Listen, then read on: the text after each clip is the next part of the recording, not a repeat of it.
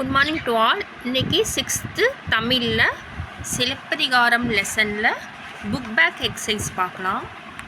கழுத்தில் சூடுவது தார். கதிரவன் மற்றொரு பெயர் ஞாயிறு. வெண்கொடை இந்த சொல்லை பிரித்து எழுதணும். வெண்மை ப்ளஸ் கொடை. பொற்கோட்டு இதை பிரித்து எழுதணும். பொன் ப்ளஸ் கோட்டு.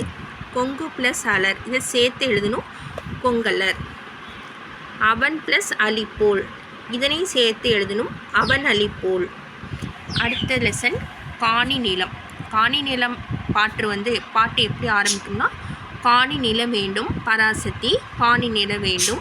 அங்கு தூணில் அழகியதாய் நன்மாடங்கள் தூய நிறத்தினாய் அந்த காணி நிலத்தினுடைய ஒரு மாளிகை கட்டித்தர வேண்டும்.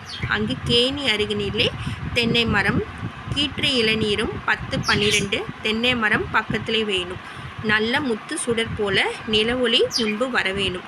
அங்கு கத்தும் குயிலோசை சற்றே காதில் பட வேணும். என்றன் சித்தம் மகிழ்ந்திடவே நன்றாய் இளம் தென்றல் வரவேணும். காணி நிலம் இந்த பாட்டை ஏற்றியது யாருன்னா பாரதியார்.